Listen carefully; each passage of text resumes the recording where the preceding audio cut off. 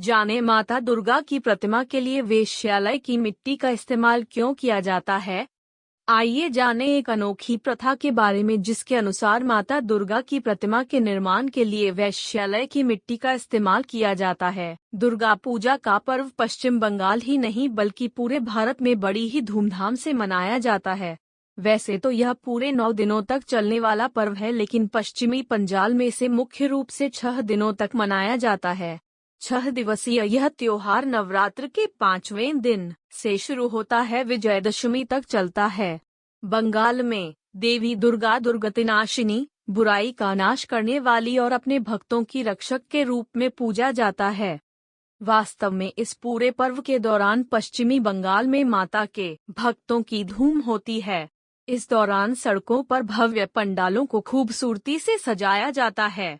भव्य पंडालों में माता दुर्गा की विशाल मूर्ति स्थापित की जाती है, जिसकी पूरे दुर्गा पूजा उत्सव में पूजा की जाती है और विजयदशमी के दिन उसका विसर्जन कर दिया जाता है। लेकिन क्या आपने कभी सोचा है कि दुर्गा पूजा में जो दुर्गा माता की मूर्ति स्थापित की जाती है उसका निर्माण किस मिट्टी से किया जाता है? अगर हाँ, तो हम आपको बताने जा रहे हैं इससे जुड़े एक रोचक तथ्य के बारे में। दुर्गा पूजा के दौरान पूजा की जाने वाली दुर्गा की मूर्ति कोलकाता के सोनागाछी से खरीदी गई मिट्टी से बनाई जाती है। दरअसल ये कोलकाता का रेड लाइट एरिया है, जहां वेश्याएं अपना जीवन यापन करने हेतु कुछ बुरे कर्मों में लिप्त रहती हैं।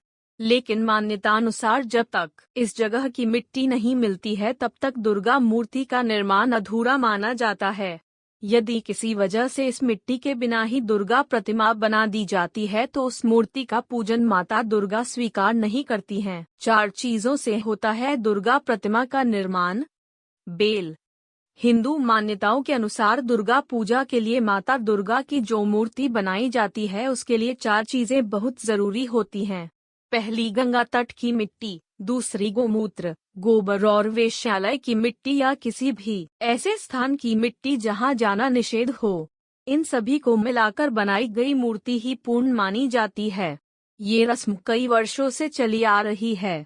इस पूरी रस्म के दौरान सबसे ज्यादा आश्चर्य में डालने वाली बात है अपवित्र माने जाने वाले वेश्यालय की मिट्टी से पवित्र दुर्गा मूर्ति का निर्माण करना। ऐसी मान्यता है कि मंदिर का पुजारी या मूर्तिकार वेश्यालय के बाहर जाकर वेश्याओं से उनके आंगन की मिट्टी भीख में मांगता है। मिट्टी के बिना मूर्ति निर्माण अधूरा है, इसलिए मूर्तिकार तब तक मिट्टी को भीख स्वरूप मांगता है जब तक कि उसे मिट्टी मिल न जाए। अगर वेश्या मिट्टी देने से मना भी कर देती है तो भी वह उनसे इसकी भीख मांगता रहता है।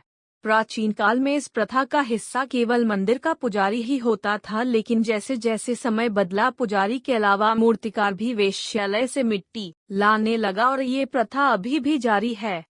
क्या हैं इस अनोखी प्रथा की मान्यताएं?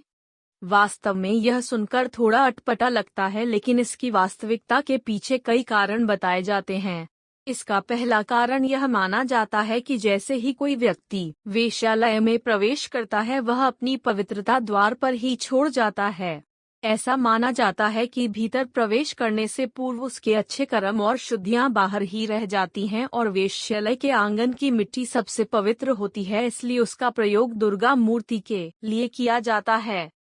दूसरी मान्यता के अनुसार वेश्यावृत्ति करने वाली स्त्रियों को समाज से बहिष्कृत माना जाता है और उन्हें एक सम्मानजनक दर्जा दिलाने के लिए इस प्रथा का चलन शुरू किया गया। उनके आंगन की मिट्टी को पवित्र माना जाता है और उसका उपयोग मूर्ति के लिए किया जाता है।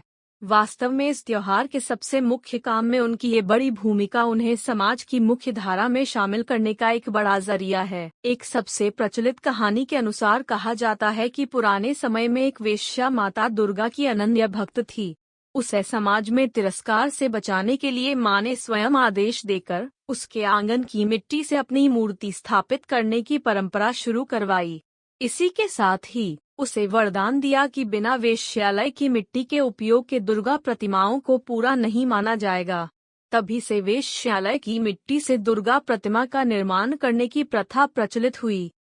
इन सभी मान्यताओं की वजह से इस अनोखी प्रथा का चलन शुरू हुआ और दुर्गा प्रतिमा के निर्माण के लिए वेश्यालय की मिट्टी का इस्तेमाल जरूरी हो गया।